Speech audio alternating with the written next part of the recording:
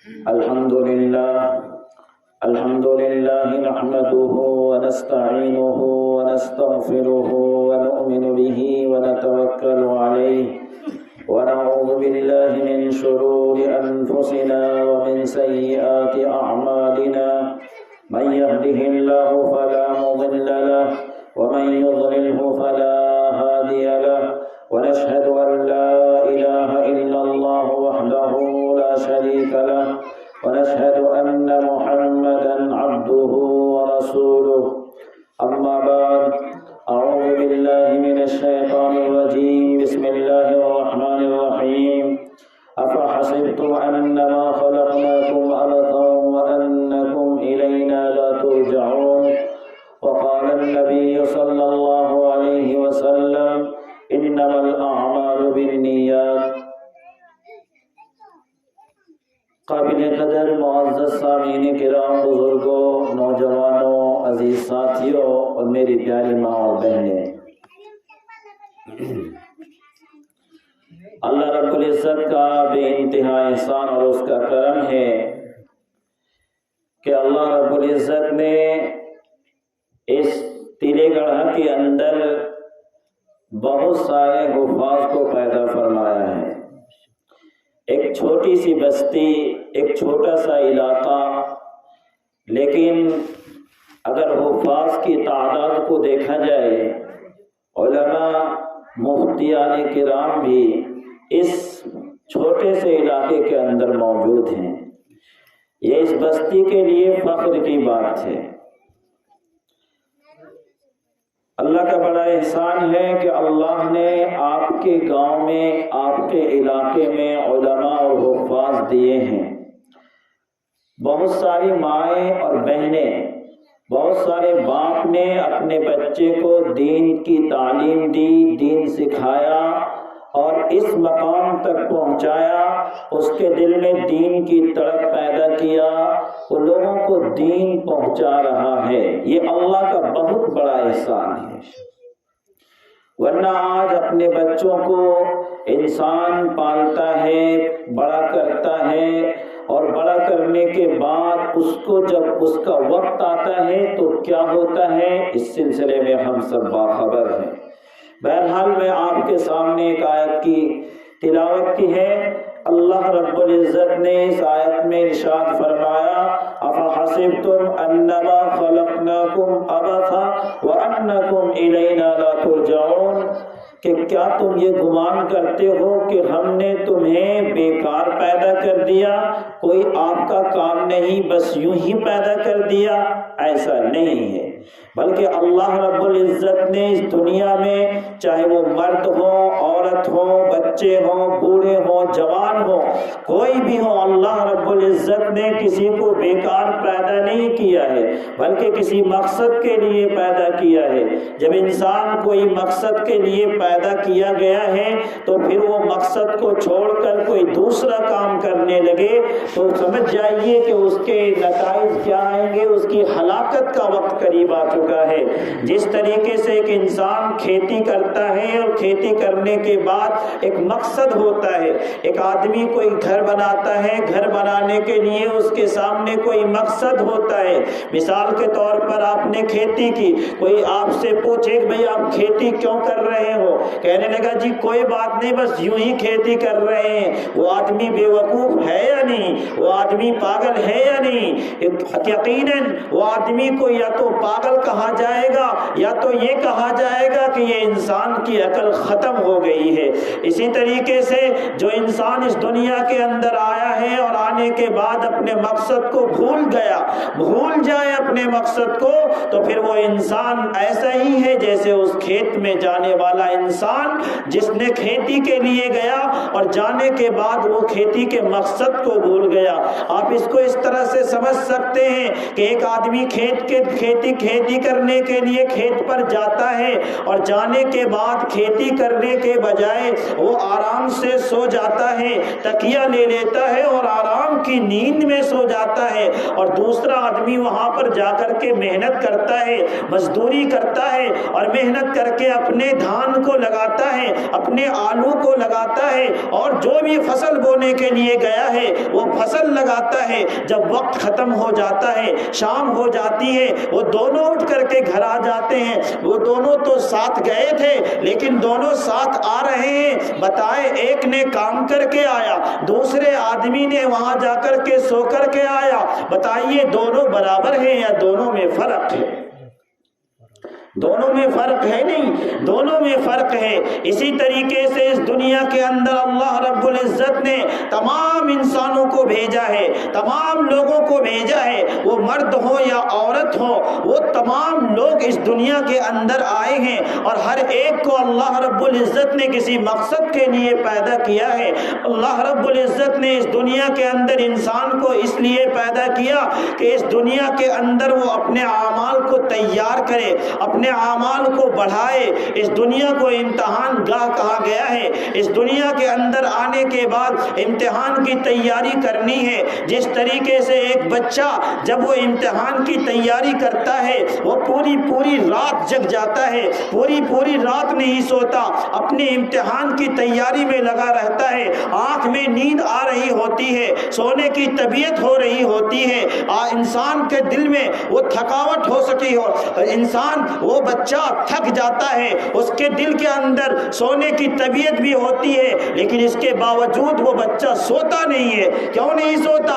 اس کی وجہ کیا ہے؟ اس کی وجہ صرف اور صرف یہ ہے کہ اس بچے کے دماغ میں یہ بات ہے، اگر ہم سو جاتے ہیں، اگر ہم لیٹ جاتے ہیں، اگر اپنے بدن کو آرام دینے لگتے ہیں تو یاد رکھیے وہ بچہ آرام کی وجہ سے وہ امتحان میں کامیاب ہونے کے بجائے ناکام ہو جائے گا۔ اس میں کامیاب ہونے کے لیے وہ بچہ رات کو رات نہیں سمجھتا، دن کو دن نہیں سمجھتا، دھوپ کو دھوپ نہیں سمجھتا، ہر کام کو چھوڑ کر ایک طرف اپنے ذہن کو لگاتا ہے اور اپنے ذہن کو لگانے کے بعد وہ اپنے امتحان کی تیاری کو مکمل کرتا ہے۔ جب تیاری ہو جاتی ہے، امتحان کا موقع آتا ہے، وہ بچہ باخوشی اور عافیت کے ساتھ، خوشی مسرت کے ساتھ وہ بچہ امتحان گاہ کی طرف بڑھتا ہے، اور بڑھنے کے بعد وہ بچے کے سامنے جب استاد پیپر دیتا ہے، سوالات دیتے ہیں، تو چونکہ وہ بچہ نے پہلے تیاری کر رکھی ہے، اس کے اندر کوئی ڈر اور خوف نہیں ہوتا، وہ بے جھجک بیٹھ جاتا ہے، اور بیٹھنے کے بعد وہ پرچے کو ہاتھ میں لیتا ہے، اللہ کا نام لیتا ہے، سوالات تو پہلے یاد کر رکھے تھے، جواب آرام سے لکھ لیتا ہے، اور لکھنے کے بعد جب اس کا رزلٹ آتا ہے، جب اس کا نتیجہ آتا ہے، تو وہ بچے کے اندر ایک خوشی ہوتی ہے، اس کے اندر ایک چین آتا ہے، اس کے اندر ایک سکون آتا ہے۔ حالانکہ وہ بچہ پہلے بہت تھک چکا تھا، اس کی نیند بھی خراب ہوئی تھی، اگر وہ بچہ اس وقت کو اور اس وقت کو دیکھتا ہے تو اس کی ساری تھکاوٹیں ختم ہو جاتی ہیں۔ اسی طریقے سے اس دنیا کے اندر ہے، اس دنیا کے اندر اللہ رب العزت نے آپ کو بھیجا ہے، ہمیں بھیجا ہے، تمام امت مسلمہ کو بھیجا ہے، ماں اور بہنیں کو بھیجا ہے، لیکن کس لیے بھیجا ہے اس بات کو ہمیں سمجھنے کی ضرورت ہے۔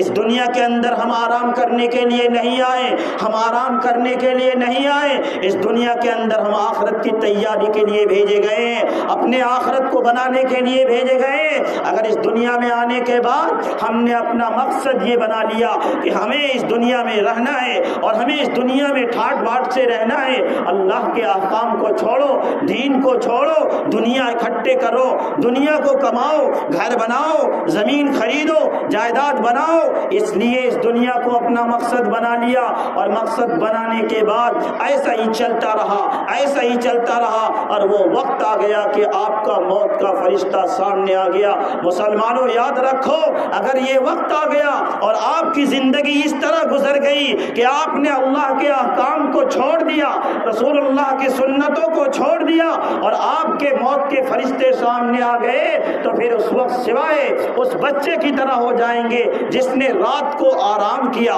سویا اور نیند کو پوری کی، امتحان دیا، جب رزلٹ آیا تو وہ فیل ہو گیا اور سامنے لوگوں کے آنا پسند نہیں کرنے لگا۔ کیوں؟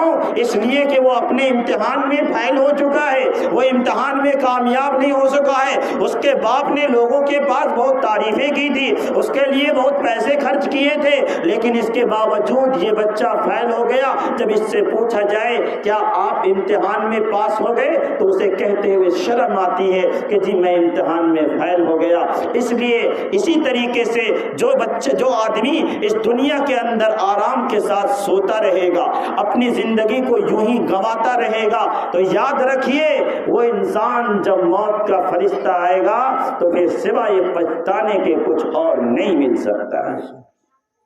اس لیے ضرورت ہے اس بات کی کہ ہر انسان کو اپنا مقصد ڈھونڈنا چاہیے، اپنا مقصد سمجھنا چاہیے، اپنا مقصد پوچھنا چاہیے۔ ایک آدمی کہیں باہر جاتا ہے اور جانے کے بعد وہ کمانے کے لیے جاتا ہے، اور جا کر کے اگر اس کو کام نہ ملے، بتائیے وہ انسان خوش ہوگا یا نہ خوش ہوگا؟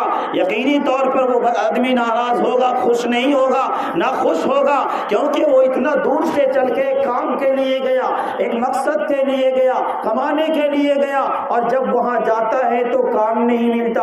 حالانکہ کام کرنے میں تو تھکنا پڑے گا، اس کو دھوپ میں رہنا پڑے گا، لیکن اس کے باوجود وہ انسان کام کرنے سے خوش ہے، دھوپ میں رہنے سے خوش ہے۔ اور اگر کام نہ ملتا وہ آدمی اپنے روم میں سوتا اور سوئے سوئے آرام کی زندگی گزارتا، اور اس آرام کے اندر اس کو زیادہ چین تھا بالمقابل اس تھکاوٹ کے۔ لیکن انسان تھکاوٹ میں خوشی محسوس کرتا ہے اور آرام میں تکلیف محسوس کرتا ہے۔ وجہ اس کی کیا ہے؟ وجہ اس کی یہ ہے کہ جس مقصد کے لیے وہ گیا تھا وہ مقصد اگر فوت ہو جائے تو اس آرام سے بیکار، اس آرام سے ہمیں کیا فائدہ ہو سکتا ہے؟ اسی لیے اسی طریقے سے جو اس دنیا کے اندر انسان آیا ہے، اس انسان کو اللہ رب العزت نے اعمال کے لیے بھیجا ہے، اپنے نام اعمال کو بڑھانے کے لیے بھیجا ہے۔ اگر وہ اپنے نام اعمال میں نیکیاں جمع کر لے گا، تھکنے کے باوجود بھی اپنے اعمال کو جمع کر لے گا، تو کل قیامت کے دن وہ انسان بڑا خوش ہوگا۔ آج ہمیں بھی اگر تھکنا پڑے، فجر میں اٹھنا پڑے، عشاء میں ٹھنڈ میں وضو کرنا پڑے، گرمی کی تپش میں ہمیں ظہر کی نماز پڑھنے آنا پڑے، تو ہمیں اپنا احسان نہیں بلکہ اللہ کا فضل سمجھنا چاہیے کہ اس اللہ نے ہمیں توفیق دیا اور ہم اللہ کے احسان تلے، ہم اللہ کے فضل سے ہم اس دنیا میں آئے، اور اس دنیا میں آنے کے بعد ان کے احکام پر چلنے کی ہمیں توفیق ملی ہے۔ یہ ان کا فضل ہے، ہمارا کوئی فضل نہیں ہے۔ کوئی آدمی 5 وقت کی نماز پڑھے تو اس میں کوئی کمال کی بات نہیں ہے، کوئی آدمی 4 وقت کی نماز پڑھے کوئی کمال کی بات نہیں ہے، روزہ رکھے کوئی کمال کی بات نہیں ہے، بلکہ یہ اللہ کا فضل ہے کہ اس نے آپ کو توفیق دی، اور توفیق دینے کے بعد اللہ رب العزت نے آپ کو مسجد تک بلایا ہے۔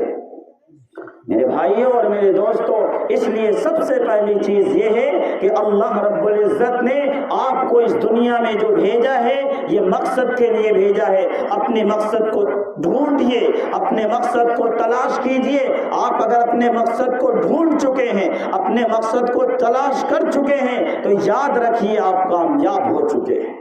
اور اگر آپ نے اپنے مقصد کو بھول گیا، اپنے مقصد کو ڈھونڈ نہ سکے، تو یقین جانیے کہ آپ ناکام ہیں۔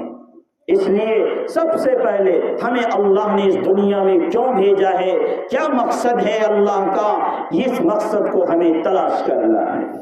دوسری بات یہ ہے کہ انسان صرف نماز پڑھ لے، صرف روزہ رکھ لے، کام نہیں چلے گا، صرف زکوٰۃ دے دے، کام نہیں چلے گا، صرف حج کر لے، کام نہیں چلے گا، بلکہ اس کے بھی اور بھی بہت ساری چیزیں ہیں۔ مثال کے طور پر ایک حقوق اللہ ہوا کرتا ہے، ایک حقوق العباد ہوا کرتا ہے۔ انسان حقوق اللہ کو پورا کرے، حقوق العباد کو چھوڑ دے، یہ بھی ناقص ہے۔ مثال کے طور پر ایک آدمی 5 وقت کی نماز پڑھتا ہے، ایک آدمی روزہ بھی رکھتا ہے، حج بھی کرتا ہے، زکوٰۃ بھی دیتا ہے، صدقہ خیرات بھی کرتا ہے، لیکن اس آدمی کے معاملات اچھے نہیں ہیں، وہ آدمی معاملات میں بالکل ٹپ ہے، بالکل 0/0 ہے، وہ انسان دوسروں سے لین دین میں بہت 0 ہے، یعنی وہ لین دین اچھی طریقے سے نہیں کرتا۔ شریعت یہ کہتی ہے کہ جس طریقے سے نماز فرض ہے اسی طریقے سے معاملات کے اندر صفائی بھی فرض ہے۔ اگر وہ معاملات میں صفائی نہیں ہے تو وہ انسان ناقص ہے۔ ایک آدمی ناقص ایک آدمی ہے، معاملات گڑبڑ کرتا ہے، معاملات خراب کرتا ہے، پیسے لے لیا، پیسے دینے کا نام نہیں لیتا، وہ سوچتا ہے کہ میں اس کو ہضم کر جاؤں۔ ایک آدمی کسی سے زمین لیتا ہے، اس کی زمین کو ہڑپ کر جانا چاہتا ہے۔ ایک آدمی کسی کی زمین کے بغل میں زمین رکھتا ہے اور اس کی زمین کو کاٹ کر اپنی زمین میں ملانا چاہتا ہے۔ یہ تمام چیزیں وہ ہیں جو انسان کو ہلاکت میں ڈال دیتا ہے۔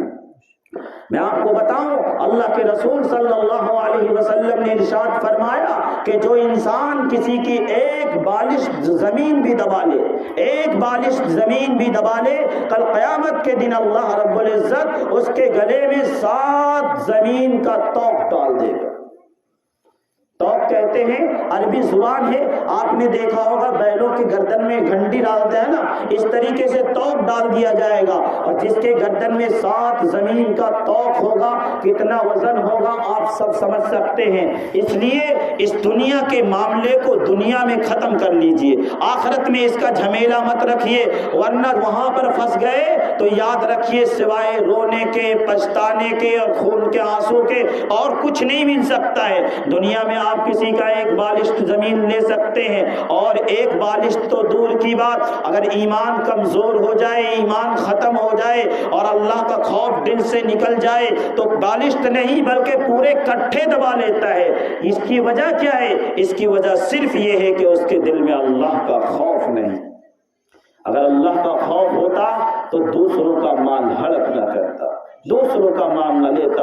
ابھی سے 15-16 سال پہلے ایک واقعہ ایک عالم نے لکھا ہے، اس عالم نے لکھا ہے کہ میری زمین جو تھی، میرا جو گھر تھا، اس گھر کے پیچھے ایک اور زمین تھی، اس گھر کے پیچھے ایک اور زمین تھی، میں اسے پہچانتا بھی نہیں تھا، میں اسے جانتا بھی نہیں تھا، اور میری جو دیوار تھی وہ دیوار سیدھی نہیں تھی بلکہ ٹیڑھی تھی۔ اتفاق سے ان کے بچے فوت ہو گئے، ان کے ماں باپ بھی مر گئے، اس کے گھر میں کوئی نہیں رہا۔ ان لوگوں نے کہا کہ عالم صاحب آپ ایسا کریں، اس میں تو کوئی رہا نہیں، آپ اپنی دیوار کو سیدھی کر لیں، آپ اپنی دیوار کو کیا کر لیں؟ سیدھی کر لیں۔ حضرت نے لکھا ہے کہ اس نے اپنی دیوار کو سیدھی کرنے سے منع کر دیا۔ کیوں؟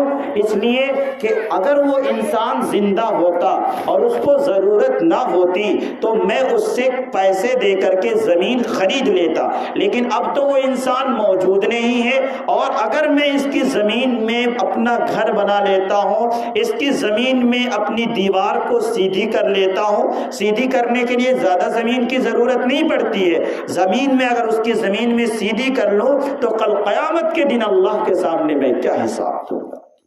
بچے پوچھتے تھے ابو دیوار ٹیڑھی ہے، سیدھی نہیں ہے، کہنے لگے بیٹا اب میرا تو حق یہیں تک ہے، آگے کسی اور کا حق ہے۔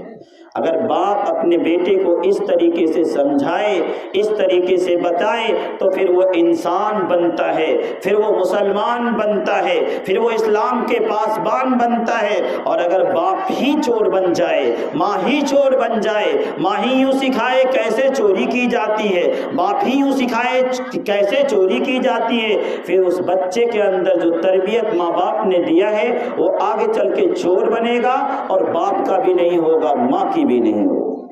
اس لیے اپنے بچوں کی صحیح تربیت کیجیے۔ بچے، ماں ایک ایسی دولت ہے، جس گھر کی ماں اچھی ہو، جس ماں کی گود اچھی ہو، اس گھر کے اندر پلنے والے بچے وہ بڑے بڑے انسان بن سکتے ہیں، بہت ہمت اور بہادر بن سکتے ہیں، لیکن کب؟ جب ماں باپ اچھے ہوں گے۔ اس لیے ماں کو، بہنوں کو نیک ہونے کی ضرورت ہے، بہت نیک ہونے کی ضرورت ہے۔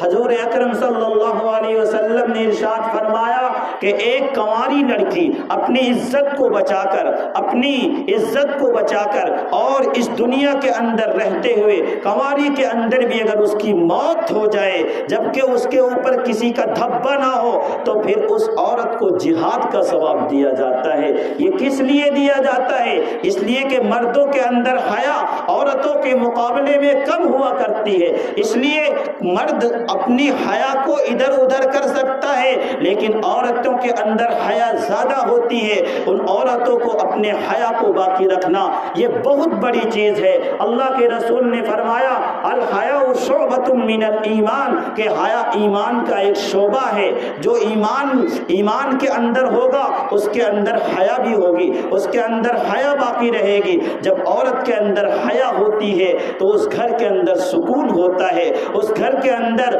انسان اللہ رب العزت کی طرف سے برکت ہوتی ہے۔ اس لیے گھر کے اندر برکت ہونے کے لیے، گھر کے اندر سکون ہونے کے لیے سب سے بڑا جو کردار ہوتا ہے وہ گھر کی عورتوں کی ہوتی ہے۔ اس لیے میری ماں بہنوں، آپ نیک بن جاؤ، دیکھنا کسی چیز کی پریشانی نہیں ہوگی، کسی چیز کا ٹینشن نہیں ہوگا، لیکن شرط یہ ہے کہ آپ اللہ کے احکام کو پورے کرنے والے بنو۔ ایک بچے کے بارے میں لکھا کسی نے کہ ایک بچہ تھا، اپنے باپ سے کہنے لگا کہ ابو جان آپ ہفتے میں ایک دن نماز پڑھنے کے لیے جائیں، آپ ہفتے میں ایک دن کام کرنے کے لیے جایا کریں۔ کہنے لگے بیٹا ہفتے میں ایک دن کام کرنے، کہنے لگے ابو آپ کام کرنے کے لیے نہیں جائیں، کیوں؟ اس لیے کہ مجھے جی نہیں لگتا، مجھے کوئی کھلانے والا نہیں ہے۔ کہنے لگا بیٹا کام پہ نہیں جائیں گے تو تیرے کھلونے کہاں سے آئیں گے، تیرے خرچ کون اٹھائے گا، تیرے کھانے کون لائیں گے؟ کہنے لگے ابو اگر ایسی بات ہے تو آپ ہفتے میں ایک دن چلے جائیں۔ کتنے دن چلے جائیں؟ ہفتے میں ایک دن چلے جائیں۔ کہنے لگے بیٹی اگر میں ہفتے میں ایک دن گیا تو مجھے کام سے نکال دیا جائے گا۔ اور بیٹی جواب دیتی ہے کہ ابو آپ تو اللہ کے گھر میں صرف جمعے کو جاتے ہیں، اللہ تو آپ کو گھر سے نہیں نکالتا۔ سوچئے یہ کیسے اس کے دماغ پہ یہ سب باتیں آتی ہیں۔ اولاد کا دماغ اتنا تیز کیوں ہوتا ہے؟ اس لیے کہ اس کے ذہن میں جو تربیت ہوئی ہے، اس کے پیٹ میں جو غذا گیا ہوا ہے، یہ سب حلال ہے، اس کے ماں باپ کی تربیت کی وجہ سے۔ حضرت ام سلیم رضی اللہ تعالی عنہ یہ ایک صحابیہ ہیں، ان کی سب سے پہلی شادی جو ہوئی مالک بن نصر سے ہوئی۔ وہ جب ان کے گھر والے نصرانی تھے، ان سے انہوں نے کہا کہ بھائی آپ دین کو بدل لو، دین کو بدل لو، لیکن ام سلیم نے کہا کہ میں دین کو نہیں بدل سکتی، میں اسی دین پہ قائم رہوں گی۔ چنانچہ بات بڑھتی چلی گئی اور نوبت یہاں تک آئی کہ ان کا طلاق ہو گیا۔ کچھ دن گزرنے کے بعد جب ام سلیم رضی اللہ تعالی عنہ کے پاس پیغام آیا حضرت ابو طلحہ رضی اللہ، حضرت ابو طلحہ اس وقت وہ صحابی نہیں تھے، اس نے کہا کہ میں تجھ سے نکاح کرنا چاہتا ہوں، آپ مجھے اپنے نکاح، میرے نکاح میں تم آ جاؤ۔ حضرت ام سلیم نے کہا کہ اگر مجھے تم اپنے نکاح میں لینا چاہتے ہو تو تمہیں مسلمان ہونا پڑے گا، تمہیں اسلام میں داخل ہونا پڑے گا، ایمان قبول کرنا پڑے گا۔ لیکن ابو طلحہ نے اس وقت تو انکار کر دیا، لیکن پھر بعد میں وہ مسلمان ہو گئے اور مسلمان ہونے کے بعد اس سے نکاح ہو گیا۔ ایسا ہوا کہ حضرت ابو طلحہ رضی اللہ تعالیٰ عنہ سفر پر چلے گئے، اور جب سفر پر گئے کافی مدت کے بعد جب وہ ادھر سے لوٹنے لگے تو حضرت ابو طلحہ نے ام سلیم کے پاس خبر بھیجوائی، چاہے جو طریقہ ہو اس وقت خبر بھیجنے کی، ان کے پاس خبر آئی کہ فلاں دن میرا شوہر آنے والا ہے۔ جب ان کا شوہر آنے والا تھا تو وہ نہائی، کپڑے بدلی، گھر کو صاف کیا، تمام چیزیں کرنے کے بعد جب وہ انتظار کرنے کے لیے بیٹھی تو وہ دن ایسا ہوا کہ حضرت ام سلیم کا ایک بیٹا تھا حضرت ابو عمیرہ، ان کا انتقال ہو گیا۔ شوہر آ رہے ہیں باہر سے، ماں نہائی دھوئی، کپڑے دھوئی، اپنے گھر کو صاف کی، تمام کام کرنے کے بعد اس کے گھر میں ایک حادثہ پیش آ گیا، اور وہ حادثہ بھی چھوٹا موٹا نہیں بلکہ ایک بہت بڑا حادثہ، اور وہ کیا تھا؟ وہ تھا اس کا بچہ انتقال ہو گیا تھا۔ سنیے مائیں کیسی ہوتی ہیں میری محنت، سنیں ماؤں کو کیسی ہمت ہوتی ہے۔ حضرت ام سلیم نے اپنے رشتہ داروں میں فون کیا اور اس نے کہا کہ آپ یہ بات میرے شوہر تک نہ پہنچائیں، آپ یہ بات میرے شوہر تک نہ پہنچائیں کہ تیرا بیٹا انتقال ہو گیا ہے۔ کہنے لگا ٹھیک ہے کوئی بات نہیں۔ چنانچہ شوہر گھر آیا، آنے کے بعد جب بیوی کو دیکھا خوش ہوا، اس کے بعد اسے کھانا دیا۔ اس کے بعد جب سونے کا وقت ہوا تو پوچھا کہ ابو عمیرہ نہیں ہے؟ بیٹے کے بارے میں پوچھا، کہنے لگا وہ پرسکون سو رہا ہے، وہ پرسکون سو رہا ہے۔ گویا کہ جب انسان مر جاتا ہے تو اس کے اندر تو سکون ہی آ جاتا ہے۔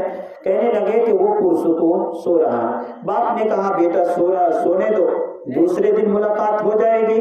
رات کو اپنے شوہر کے ساتھ وہ سونے کے بعد جب صبح وہ اٹھتی ہے تو اٹھنے کے بعد نماز پڑھتی ہے، اور نماز پڑھنے کے بعد میاں بیوی اٹھتے ہیں، اپنے ضروریات سے فارغ ہونے کے بعد نماز پڑھتے ہیں۔ اس کے بعد اپنے شوہر سے وہ کہتی ہیں کہ ایک بات مجھے آپ بتائیے، کیا بات ہے؟ کہنے لگی بات یہ ہے کہ اگر کوئی آدمی آپ کو کوئی امانت دے، اگر کوئی آدمی آپ کو کوئی امانت دے اور پھر وہ کچھ دن کے بعد مانگنے کے لیے آئے تو آپ اس کو دے دیں گے یا نہیں دیں گے؟ دینے سے خوش ہوں گے یا ناراض ہوں گے؟ کہنے لگا اس میں اس کو دینے میں ناراضگی کی کیا بات ہے؟ امانت ہے، اس کو دے دی جائے گی۔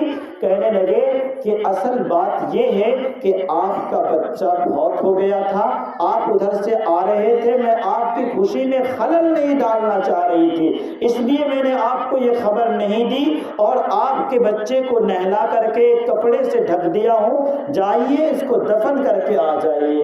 اس ابو طلحہ رضی اللہ تعالی عنہ خوش بھی ہوئے اور ایک اعتبار سے غمگین بھی ہوئے۔ حضور اکرم صلی اللہ علیہ وسلم کے پاس تشریف لے گئے اور جب اس واقعہ کو سنایا تو حضور اکرم صلی اللہ علیہ وسلم نے ان کو صابرہ کا لقب عطا فرمایا۔ کس نے دیا؟ حضور نے صابرہ کا۔ سوچئے کتنا بڑا مقام ہے۔ حضرت امی عائشہ رضی اللہ تعالی عنہ یہ کہ فرماتے ہیں، روایت کرتے ہیں کہ ایک مرتبہ ایک صحابی آئے حضور کے پاس، اور آنے کے بعد کیا کیے کہ حضور کے پاس بیٹھ گئے اور کہنے لگے یا رسول اللہ میں گھر میں رہتا ہوں لیکن میرا جی نہیں لگتا، میری طبیعت نہیں لگتی، میں گھر میں رہتا ہوں لیکن یاد آپ کی ستاتی ہے، یا رسول اللہ میں کیا کروں؟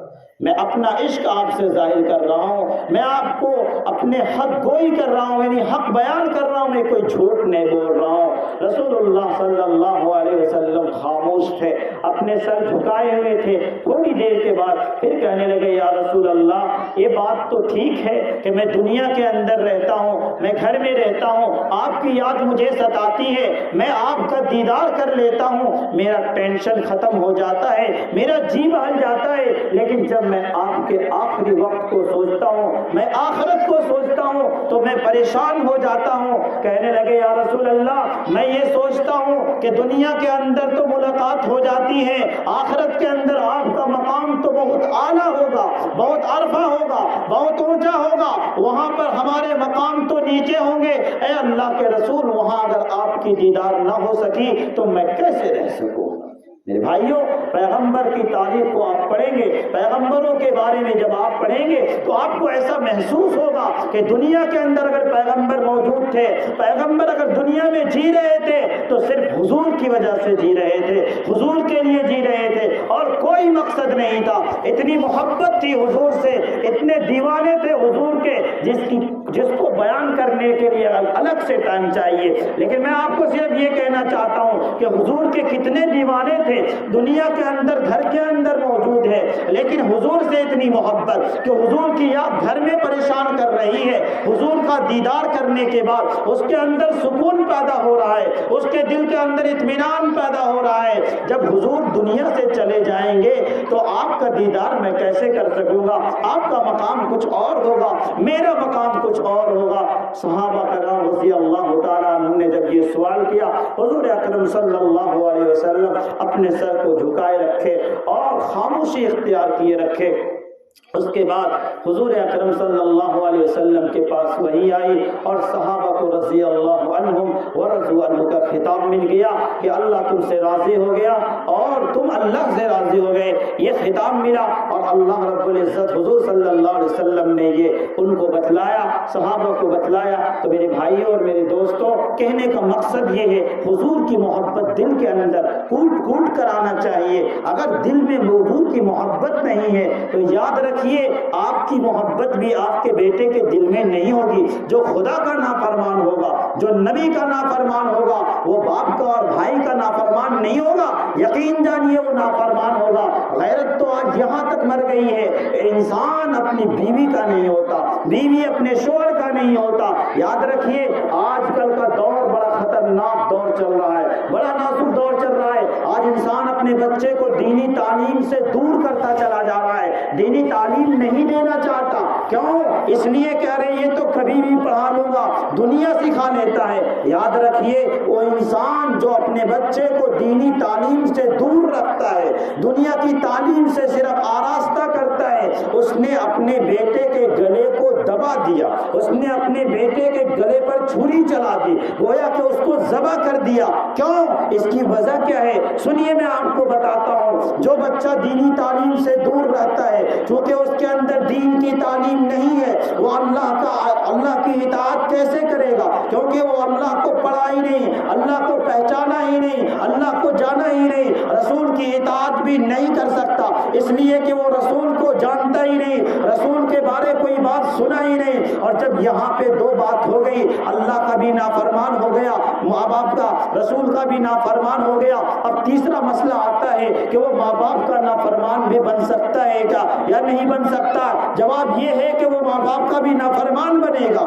وجہ اس کی کیا ہے؟ وجہ اس کی یہ ہے کہ اس کو شروع سے سرکاری جاب, اسی کو شروع سے دنیا کی لالچ, دنیا کی حرص, دنیا کے دھندے میں اس کو پھنسانے کی کوشش کی گئی. دین پڑھایا گیا, دنیا پڑھایا گیا, اور دنیا پڑھانے کا مقصد یہ بنایا گیا کہ میرا بیٹا آگے بڑھ جائے اور آگے بڑھ کے دنیا کما لے, اچھا کمائی ہو جائے. تو جس آدمی کے دل کے اندر دنیا بیٹھ جائے گا, دنیا کی محبت بڑھ جائے گی, دنیا کی محبت آ جائے گی, پھر اس کو دنیا سے بڑا کوئی چیز نہیں لگے گا. وہ ماں باپ کو بھی چھوڑ دے گا, پیسے کے سامنے باپ بھی کچھ زیرو ہوگا, ماں بھی زیرو ہوگی, اور دنیا کے تمام لوگ زیرو ہوں گے. اور یہاں تک نوبت آئے گی کہ ماں باپ شادی کر دیں گے, اپنے بیوی کے ساتھ سوئے گا, خیال کسی اور کا جمائے گا. وجہ اس کی کیا ہے؟ وجہ اس کی یہ ہے کہ اس کو پتہ ہی نہیں ہے, دین جانتا ہی نہیں ہے, گناہ جانتا ہی نہیں. آج کے دور میں میں آپ کو بتاؤں, اگر میں یہ کہوں کہ 75% نوجوان ایسے ہیں جو اپنی بیوی سے زنا کرتے ہیں, تو میں آپ کو غلط نہیں مانوں. وجہ اس کی کیا ہے کہ وہ کسی اور کے ساتھ رہنا چاہتا ہے, اور ماں باپ کسی اور کے ساتھ شادی کر دیتے ہیں. بیٹی کا بھی مسئلہ ایسا ہی ہے, بیٹا کا بھی مسئلہ ایسا ہی ہے, اور پوری زندگی وہ گناہوں میں گزار دیتا ہے. اس لیے میرے بھائیوں, میرے بہنوں, میرے نوجوان ساتھیوں, اپنے بچوں کو دینی تعلیم سے آراستہ کرو. کم از کم اتنی تعلیم تو ضرور دو کہ وہ اپنے آپ کو سمجھ سکے, اللہ رسول کو پہچان سکے, ماں باپ کو پہچان سکے. یاد رکھیے جو ماں باپ اپنے بال بچے کو دنیا کے لیے تیار کرتا ہے, تو وہ بچہ آگے چل کے ماں باپ کا نہیں ہوتا. جو ماں باپ اپنے بچے کو اللہ کے لیے تیار کرتا ہے, بڑا ہو کر کے وہ بچہ اپنے ماں باپ کا ہوا کرتا ہے. آپ دیکھیں, تاریخ کو اٹھا کر پڑھیں. حضرت اسماعیل علیہ السلام, آپ نے سنا ہے حضرت اسماعیل علیہ السلام, ان کی والدہ حضرت اسماعیل کا بہت ساری چیزیں ہیں, لیکن ان کو ایک طرف رکھیے, ان کے بہت سارے چیزیں ہیں. مثال کے طور سے جب ان کے باپ نے کہا بیٹا میں تجھے ذبح کرنا چاہتا ہوں, اس نے مان لیا. لیکن اس کے ساتھ ساتھ جب حضرت اسماعیل کا تذکرہ کریں گے, حضرت ہاجرہ کا تذکرہ آتا ہے یا نہیں آتا ہے؟ یقینی طور پر حضرت ہاجرہ کا تذکرہ آ جاتا ہے. کیوں؟ اس لیے کہ جب حضرت ابراہیم علیہ السلام جب ان کو چھوڑ کر کے آ رہے تھے, تو حضرت ہاجرہ پیچھے پیچھے چل رہی تھی اور کہہ رہے تھے کہ آپ اس بیابان جنگل کے اندر مجھے چھوڑ کر کہاں جا رہے ہیں؟ آخر میں اس بچے کے ساتھ نہ کچھ کھانے کا, نہ کچھ پینے کا, نہ کوئی دور دور تک انسانوں کی کوئی لاپ پتہ نہیں ہے. اس کے باوجود میرے پاس تھوڑا سا سامان کھانے کا, اور مجھے آپ چھوڑ کر جا رہے ہیں. حضرت ابراہیم علیہ السلام سیدھے جا رہے ہیں, کچھ نہیں بولتے, خاموش ہیں. لیکن حضرت ہاجرہ کہتی ہیں, جب کچھ دور جانے کے بعد کہتی ہیں, اچھا یہ بتا دیجئے اللہ کا حکم تو نہیں ہے؟ حضرت ابراہیم علیہ السلام کہتے ہیں ہاں اللہ ہی کا حکم ہے. حضرت ہاجرہ کہتی ہیں کہ جب اللہ کا حکم ہے تو اللہ ہمیں ضائع نہیں کرے گا, اللہ ہمیں ضائع نہیں کرے گا۔ کون تھی وہ؟ وہی ماں حضرت حاجرہ تھی، اس کے بیٹے حضرت اسماعیل ہیں۔ اس نے کیا کیا نہیں کیا، کیا کیا نہیں کیا۔ آپ دیکھیں حضرت موسیٰ علیہ السلام کو دیکھیں، حضرت موسیٰ علیہ السلام نے بہت سارے کام کیے۔ آپ نے سنا ہے کہ ایک مرتبہ ایک جگہ پہ ایک جادوگر آیا، فرعون کا زمانہ تھا، اور اس جادوگر نے حضرت موسیٰ علیہ السلام کو، فرعون نے جب آزمائش کے لیے کہا کہ آپ کو مجھ سے آزمائش کرنا، آپ کو مقابلہ کرنا ہے، اگر آپ واقعی نبی ہیں تو مقابلے کے لیے تیار ہو جائیے۔ چنانچہ وہ فرعون نے جب مقابلہ کروایا، بڑے بڑے جادوگر آئے، اور جادوگر آنے کے بعد جب موسیٰ کو اس طرح کا حکم ہوا، جب انہوں نے بڑے بڑے سانپ چھوڑ دیے، یعنی رسی چھوڑ دی، سانپ بن گئے، اور جب موسیٰ علیہ السلام ڈرنے لگے تو ان کے پاس جو وحی آئی کہ موسیٰ ڈرو مت، اپنی لاٹھی کو زمین پر رکھ دو۔ جب زمین پہ لاٹھی رکھی تو وہ سانپ بن گیا اور تمام سانپوں کو نگل لیا، اور اسی وقت اکثر جادوگر نے ایمان بھی لے آیا تھا۔ اسی طریقے سے فرعون کو غرق بھی کیا، اور وہ بہت ساری چیزیں ہیں، لیکن ان کے ساتھ موسیٰ کا تذکرہ آتا ہے یا نہیں آتا ہے؟ جب اللہ تعالیٰ نے حکم دیا تھا ان کی والدہ کو کہ اپنے بیٹے کو سمندر میں ڈال دو، اپنے بیٹے کو کہاں ڈال دو؟ سمندر میں ڈال دو، تو اس نے اللہ کے حکم کو مانتے ہوئے سمندر میں ڈال دی، اور اسی فرعون کے گھر میں، جو فرعون بچوں کو قتل کروا رہا تھا، جو فرعون یہ کہہ رہا تھا کہ ایک بچہ آئے گا، اس نے خواب دیکھا تھا، اور اس نے یہ کہا تھا، اس خواب کی تعبیر یہ تھی کہ ایک بچہ پیدا ہوگا جو آپ کے تخت کو پلٹ دے گا۔ تو فرعون نے ایک آرڈر جاری کیا تھا کہ جو بھی بچہ پیدا ہو اس دنیا کے اندر، جو بھی اس وقت کے ملک کے اندر جو بھی بچہ پیدا ہو، اس کو قتل کر دیا جائے، اس کو بچنے نہ دیا جائے۔ اور وہ موسیٰ علیہ السلام کا زمانہ تھا، چنانچہ موسیٰ علیہ السلام کو دریا میں ڈال دیا گیا، اور پھر وہ اس کے حضرت فرعون کے گھر میں گئے، اور جانے کے بعد وہاں پلا بڑھا، اور اس کے بعد پھر بہت بڑا لمبا داستان ہے۔ تو گویا کہ اللہ رب العزت نے حضرت موسیٰ سے بہت بڑا کام لیا، لیکن اس کے پیچھے آپ دیکھیں تو اس کا ماں کا بہت بڑا کردار نظر آئے۔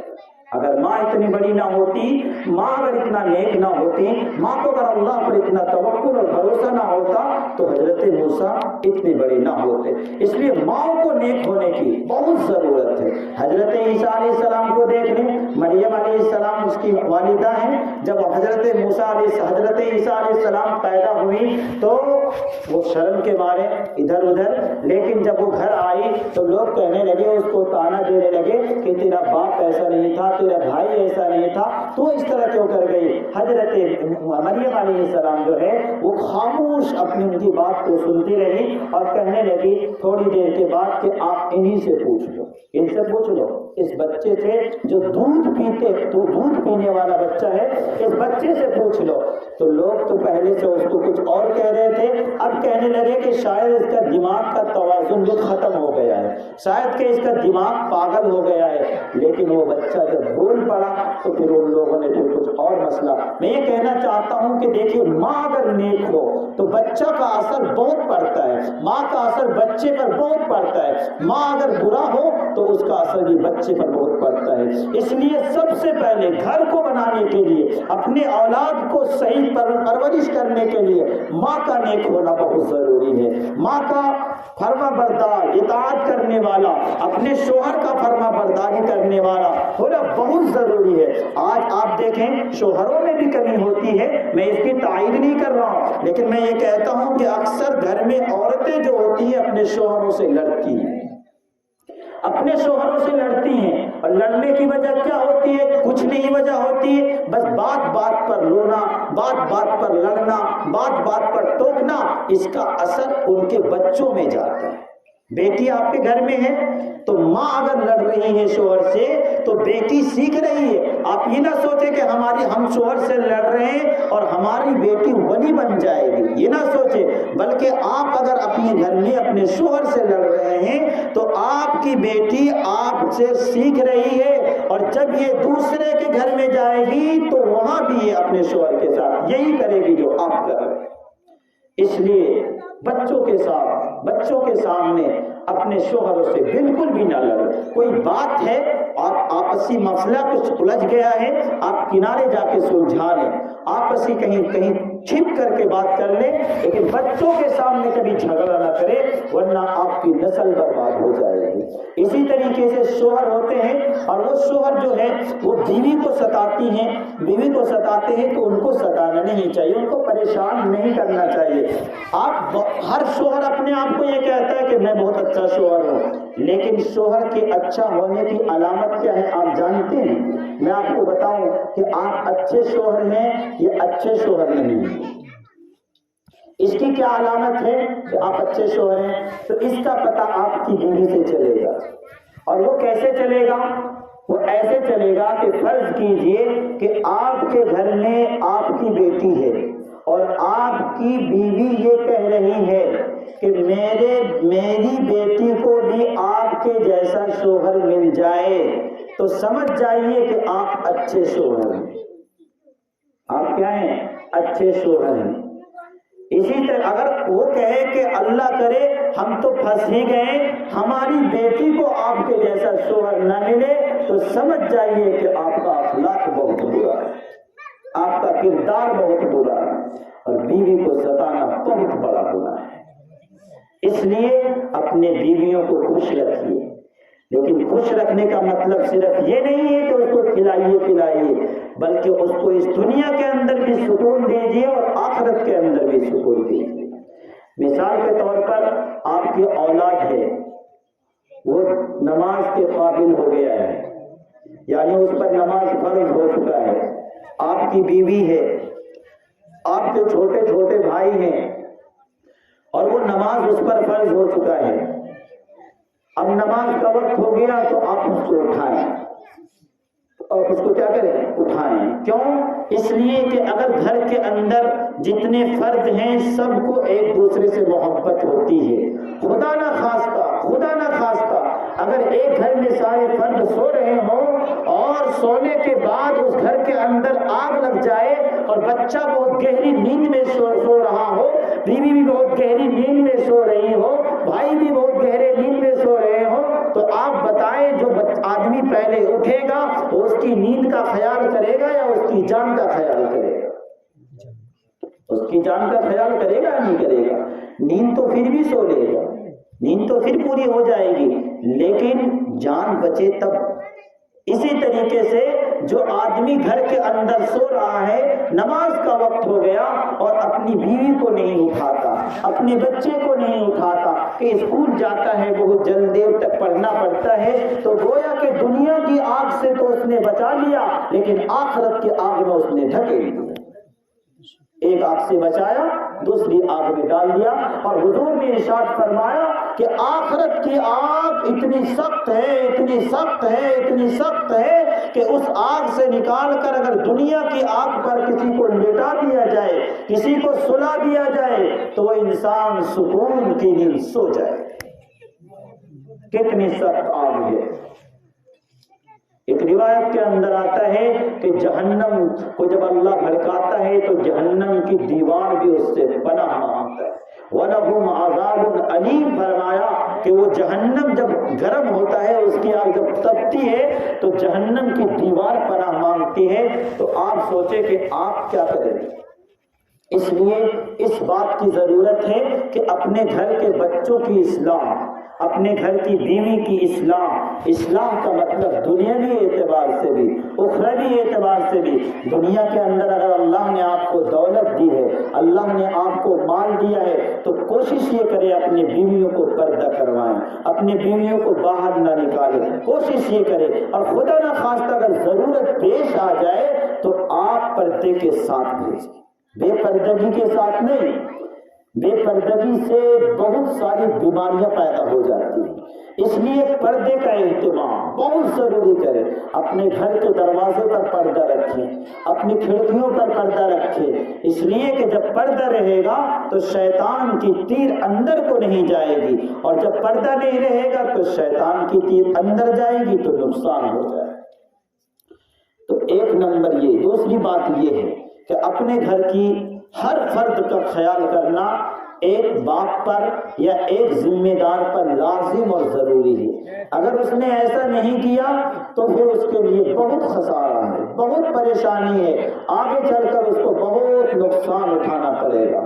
اور تیسری بات میں آپ کو یہ بتاؤں کہ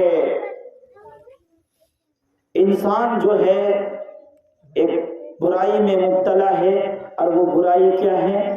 وہ برائی ہے جس کو ہمارے یہاں کمیٹی کہتے ہیں۔ ہماری ماں بہنیں کھیلتی ہیں، نوجوان کھیلتا ہے، وہ بزنس کرتا ہے، وہ بھی غلط ہے، میں اس کو نہیں کہہ رہا ہوں، میں یہ کہہ رہا ہوں کہ 10 روپے کا، 100 روپے کا، 200 روپے کا، اللہ حفاظت فرمائے، 50 روپے کا کمیٹی کھیلتی ہیں عورتیں، ہماری ماں اور بہنیں، میں نے سنا ہے۔ ایک بڑا آدمی کھیلتا ہے، وہ بھی گناہ ہے، میں اس کی تصدیق نہیں کر رہا ہوں، وہ بھی سود ہے، وہ بھی کیا ہے؟ سود ہے۔ لیکن ماں اور بہنیں، ان کو کس چیز کی ضرورت پڑ گئی ہے؟ ماں لڑکی کے لیے جب پیدا ہوتی ہے تو اس کی ذمہ داری اس کا باپ سنبھالتا ہے، اور جب وہ بڑی ہو جاتی ہے تو اس کا شوہر سنبھالتا ہے، جب اس کی شادی ہو جاتی ہے تو اس کا شوہر سنبھالتا ہے، اور جب وہ بوڑھی ہو جاتی ہے تو اس کا بیٹا سنبھالتا ہے۔ پھر کیا ضرورت ہے اس کو 100-200 روپے کا کھیل کر کے اپنی آخرت کو برباد کرنے کی؟ نہیں کھیلنا چاہیے۔ اگر ہماری ماں بہنیں کوئی اگر اس طرح کا کھیل کھیلتی ہیں، میں آپ سے بڑی ہی معذرانہ گزارش کروں گا، آپ بہت بڑے ہیں، بڑے محترم ہیں، بڑے عزت کے لائق ہیں، میں آپ کا سلام کرتا ہوں، یہاں کے لوگ بڑے مہذب ہیں، لیکن میں ضرور یہ کہوں گا کہ اللہ کے واسطے اگر آپ میں سے کوئی اس کو کھیلتے ہیں تو مت کھیلیں۔ کیا ہوگا؟ 100 روپیہ آپ کو بچ جائے گا، 500 روپیہ آپ کو فائدہ ہو جائے گا، اور اپنے بچوں کو جب یہ 500 روپیہ کھلائیں گے تو وہ بچہ آپ کا نافرمان بن جائے گا۔ اس لیے یہ کھیل مت کھیلیے، اللہ کے لیے توبہ کر لیجیے۔ اگر خدا نہ خواستہ آپ نے شروع کر دیا ہے، پیسے لے لیے ہیں تو ان کو تو دینا پڑے گا، لیکن اگر دینا ہے تو اس کو دے کے ختم کر لیجیے، اور جو زائد پیسے ہیں اس کو بغیر کسی نیت کے کسی کو دے دیجیے۔ میں یاد رکھیے یہ سود ہے، اور سود بہت سخت عذاب ہے۔ حدیث پاک کے اندر آتا ہے کہ سود اتنا خطرناک عذاب ہے، اتنا خطرناک، اس کا اتنا بڑا گناہ ہے کہ ایک آدمی، اس کا سب سے 70 درجے ہیں، اس میں سب سے پہلا درجہ یہ ہے کہ کوئی انسان اپنی ماں کے ساتھ بدفعلی کرے، بدکاری کرے۔ وہ انسان کتنا برا ہوگا جو اپنی ماں کو بھی ماں نہ سمجھے، کتنا برا ہوگا۔ یہ پہلا درجہ ہے، اور 70واں درجہ اس کا کیا ہوگا یہ آپ سمجھ سکتے ہیں۔ اس لیے میں اپنی ماں سے، اپنی بہنوں سے، اپنے نوجوان ساتھیوں سے کہوں گا، اگر آپ کے اندر یہ چیز ہے، اللہ کے واسطے اس کو چھوڑ دیجیے۔ اس پیسے میں برکت نہیں ہے، اس پیسے کے اندر بربادی ہے، ہلاکت ہے۔ آپ دیکھیں جو بھی کھیلتے ہیں، میں جانتا ہوں اپنے دوستوں میں جو لاکھوں لاکھ، 2 لاکھ 5 لاکھ کا کھیلتا ہے، اس کی زبان سے میں نے سنا کہ حضرت یہ پیسہ آتا ہے اور کہاں چلا جاتا ہے پتہ نہیں چلتا۔ یہ پیسہ آتا ہے اور کہاں چلا جاتا ہے اس کا کوئی پتہ ہوتا نہیں چلتا ہے۔ اس لیے یہ کھیل ہرگز آپ نہ کھیلیں۔ یہ کھیل آپ کھیلیں گے انشاءاللہ، ایسا کا نہیں کھیلیں گے انشاءاللہ، نہیں کھیلیں گے۔ میری ماں اور بہنیں، آپ کو بھی کہتا ہوں، آپ 5 وقت کی نماز پڑھیں، پابندی کے ساتھ پڑھیں۔ گھر کے اندر ایسی روزی اترے گی کہ آپ دنگ رہ جائیں۔ نماز کی پابندی، اپنی آنکھوں کی پابندی، آنکھوں کی حفاظت، اپنے گھر کی حفاظت، اپنے بال بچوں کی تربیت کی فکر، یہ تمام چیزیں جب آپ کریں گے تو آپ کے گھر کے اندر وہ سکون ہوگا، وہ چین ہوگا، سب چیز ہوگی جس چیز کی آپ کو ضرورت ہوگی۔ اور اگر آپ نے ان تمام چیزوں کو چھوڑ دیا اور صرف دنیا کے پیچھے پڑ گئے تو یاد رکھیے بہت پریشانی ہوگی، بہت پریشانی ہوگی۔ اس لیے میں آپ سے گزارش کروں گا، ماؤں سے بھی، بہنوں سے بھی، اور تمام لوگوں سے بھی جو ہماری بات کو سن رہے ہیں، کہ گناہوں سے پرہیز کیجیے، گناہوں سے بچیے۔ اگر گناہ سے آپ بچیں گے تو اللہ کے نزدیک بہت مقبول ہو جائیں گے۔ آپ کو میں ایک بات بتا کے اپنی بات کو ختم کر دیتا ہوں۔ ایک عورت تھی، بہت بدکار تھی، بہت بدفعلی تھی، لیکن ایک مرتبہ اس کے پاس ایک لڑکا آیا جو بڑا نیک تھا۔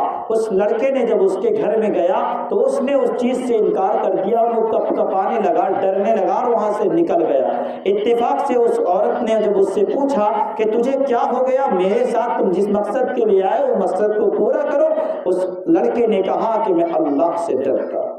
کس سے ڈرتا ہوں؟ اللہ سے ڈرتا ہوں، اللہ سے خوف کرتا ہوں کہ کل تک میں نیکی کرتا تھا، آج میں گناہ کے لیے آ گیا۔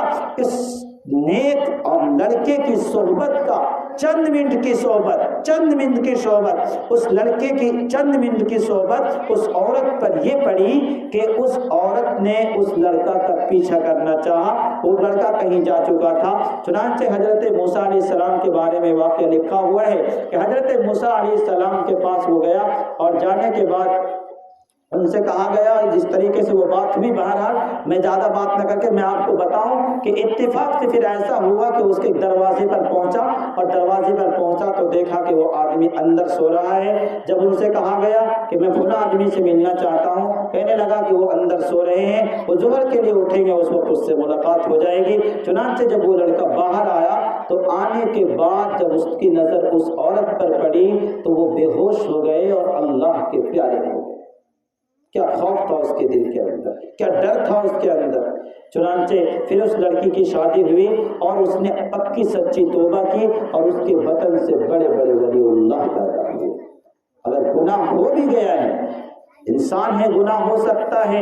اللہ کے رسول نے فرمایا التائب من الذنب کمن لا ذنب له، کہ جو آدمی گناہ کر لے اور گناہ کرنے کے بعد نادم ہو، شرمندگی اس کے اندر ہو، اپنے گناہ سے توبہ کر لے تو پھر وہ ایسا ہے گویا اس نے گناہ کیا ہی نہیں، ہر رجسٹر سے مٹا دیا جائے گا، فرشتے کے رجسٹر سے ختم، زمین کی گواہی ختم، اور آخرت میں جو حساب کتاب ہونے ہیں، جو آپ کے اعضاء نے دیکھے ہیں وہ سب ختم۔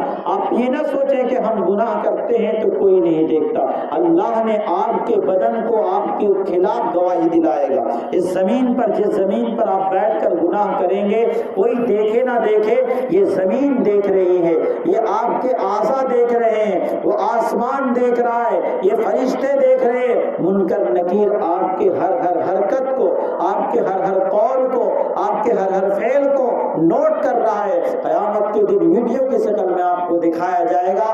آپ سوچیں، آج ہم اس دنیا کے اندر باپ کے سامنے غلط کام کرتے ہوئے شرماتے ہیں، آج ہم بھائی کے سامنے شرماتے ہیں، کل قیامت کے دن سارا آدمی اس دنیا کے جتنے لوگ گئے ہیں، باپ، دادا، بیٹا، پوتا، استاد، شاگرد، سب موجود ہوں گے اور وہاں پر آپ کا ویڈیو دکھایا جائے گا۔ اب بتائیں کتنا برا لگے گا۔ اس وقت کے آنے سے پہلے ہمیں اس بات کی ضرورت ہے کہ ہم اس دنیا کے اندر توبہ کر لیں، اس دنیا کے اندر اللہ سے معافی مانگ لیں، اللہ کے بندے بن جائیں، اللہ کے نیک بن جائیں، انشاءاللہ تعالیٰ پھر بڑا نفع ہوگا۔ ورنہ قیامت میں کوئی کسی کا حساب، کوئی کسی کا بوجھ اٹھانے والا نہیں ہوگا، کوئی کسی کا بوجھ نہیں اٹھائے گا۔ اللہ رب العزت نے ارشاد فرمایا وَلَا تَزِرُ وَازِرَةٌ وِزْرَ أُخْرَىٰ، قیامت کے دن کوئی ایک دوسرے کا بوجھ نہیں اٹھائے گا، ہر آدمی کو اپنا بوجھ اٹھانا پڑے گا۔ تو جس کا بوجھ جتنا ہلکا ہوگا وہ اتنا ہی زیادہ کامیاب ہوگا۔ اللہ کے رسول صلی اللہ علیہ وسلم نے فرمایا کہ قیامت کے دن سب سے زیادہ افسوس کرنے والا کون شخص ہوگا؟ صحابہ نے پوچھا یا رسول اللہ، کہنے لگا جس کے پاس مال نہیں ہوگا۔ حضور نے فرمایا نہیں، وہ افسوس کرنے والا نہیں ہوگا، بلکہ جو دنیا کے اندر دوسرے کی شکایت کی ہے نا، چگلی کی ہے، ہم انسان ہیں، چگلی ہو جاتی ہے، دوسرے کی شکایت کر لیتے ہیں، ہماری ماں بہنیں سے بھی یہ باتیں ہو جاتی ہوں گی، لیکن جب یہ شکایت ہو گئی، کسی کی چگلی کر دی، کسی کی شکایت کر دی، کسی کا دل دکھا دیا، کسی کا حق مار لیا، تو جب یہ تمام کام جب انسان کرتا ہے اور اس کو بھول جاتا ہے، وجہ اس کی بھولنے کی یہ ہے کہ وہ انسان سوچتا ہے کہ ہم نے کوئی گناہ تھوڑے کیا، میں نے تو حق بیان ہی کر دی، میں نے تو اس کے پیچھے بولا لیکن سچ بات کہا ہے، میں نے کوئی غلط بات نہیں کہی ہے۔ یاد رکھیے، سچ ہو یا جھوٹ ہو، کسی کی عزت سے کھلواڑ کرنے کے کسی کو حق نہیں ہے، وہ اللہ جانتا ہے، وہ اس کا بندہ ہے، وہ جانے گا۔ کسی کی چگلی، کسی کی شکایت، یہ بہت بڑا جرم ہے، بہت بڑا گناہ ہے۔ اس لیے کوئی آدمی اس دنیا میں کسی کی چگلی کرے گا، کسی کی شکایت کرے گا، تو اللہ رب رب العزت کے یہاں جب وہ جائے گا تو اس کے پاس بہت ساری نیکیاں ہوں گی، ان کے اعمال میں نیکیوں کا ایک بہت بڑا ذخیرہ ہوگا، لیکن اس کے پاس ایک شخص آئے گا اور کہے گا کہ تو نے میری چغلی کی تھی، تو نے میری شکایت کی تھی، تو نے میرا دل دکھایا تھا، تو نے میرا حق مارا تھا۔ یوں ہی لوگ آتے رہیں گے اور اس کی نیکیاں چاہتی رہیں گی، یہاں تک کہ اس کی ساری نیکیاں ختم ہو جائیں گی اور صرف اس کے پاس گناہ بچ جائے گا، اور لوگ جس کی اس نے شکایت کی ہے، دنیا میں جس کے اس نے حق مارے ہیں، وہ تمام لوگ آتے رہیں گے۔ بالاتفاق ایسا ہوگا کہ نیکی تو اب رہا نہیں، تو اس کے گناہ اس کے سر پر ڈال دیا جائے گا۔ اس لیے آپس میں جو آپس میں بہنیں ہیں، بھائی ہیں، آپس میں جو گوتنی ہیں، ان کو چاہیے کہ پیار محبت سے رہے۔ آپ کی شکایت کرنے سے اس کا کوئی نقصان نہیں، اپنا ذاتی نقصان ہے۔ کوشش یہ کریں کہ اپنے گھر میں جتنے فرد رہتے ہیں، بھائی کی بیوی ہیں، اپنی گوتن ہیں، اپنے بھائی ہیں، آپس میں ہدیہ پیش کیا کریں۔ کوئی کسی کو کچھ کہہ دے تو کوشش یہ کریں کہ وہ اس کو پی جائے۔ حضور نے ارشاد فرمایا، انسان سب سے بہترین گھونٹ جو پیتا ہے وہ کون سا گھونٹ پیتا ہے؟ وہ پیتا ہے سب سے بہترین گھونٹ غصے کا گھونٹ پیتا ہے۔ اس لیے ہم سب سے کہیں گے، جو عورتیں ہماری ماں بہنیں بیٹھی وہ بھی، جو نوجوان بیٹھے ہیں وہ بھی، تمام لوگوں سے یہ کہیں گے کہ اللہ کے واسطے مل جل کر رہیے، اتحاد پیدا کیجیے، اتفاق کے ساتھ رہیے، ایک دوسروں سے محبت کرنے والا بنیے۔ آپ ایسا بنیے جیسے دھول ہوتا ہے، جب انسان دھول میں چلتا ہے تو اس کے کپڑے میں پکڑ لیتا ہے، خوشبو میں چلتا ہے تو اس کے کپڑے میں بس جاتا ہے۔ آپ پتھر مت بنیے، جس سے سٹیے اسی کی آنکھ پھوڑ دیجیے۔ پتھر سے ہر آدمی بھاگتا ہے، خوشبو کے پاس ہر آدمی جانا چاہتا ہے۔ جب آپ کے اخلاق اعلیٰ ہوں گے، آپ کے کردار اعلیٰ ہوں گے، آنے والی بہو اگرچہ وہ تھوڑی سی پریشان کرے گی، لیکن آپ کے اخلاق کو دیکھ کر کل آپ کے پاؤں بھی دبا سکتی ہے۔ اس لیے اپنے اخلاق کو بنانے کی ضرورت ہے۔ اللہ تعالیٰ سے دعا ہے اللہ ہم سب کو کہنے سننے سے زیادہ عمل کی توفیق عطا فرمائے۔ آمین وآخر دعوانا الحمدللہ رب العالمین۔ اللهم اللهم لك الحمد كله ولك الشكر كله ولك الثناء كله حمدا كثيرا طيبا مباركا فيه.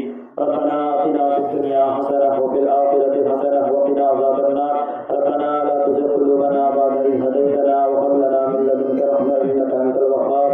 یا اللہ ہم سب کے گناہوں کو معاف فرما، خطاؤں کو معاف فرما، لفظ و درگزر فرما۔ یا اللہ جو یہ مجلس سجائی گئی اللہ اس کو بے حد قبول فرما۔ یا اللہ جمع کرنے والوں کو بھی قبول فرما۔ یا اللہ دونوں جمع ہوئے اللہ اس کو قبول فرما۔ یا اللہ ہمارے ماں باپ کو نیک ساری زندگی عطا فرما۔ یا اللہ سکون اور چین کی زندگی عطا فرما۔ ہر طرح کی پریشانی نصیب کی حفاظت فرما۔ جو بیمار ہیں شفا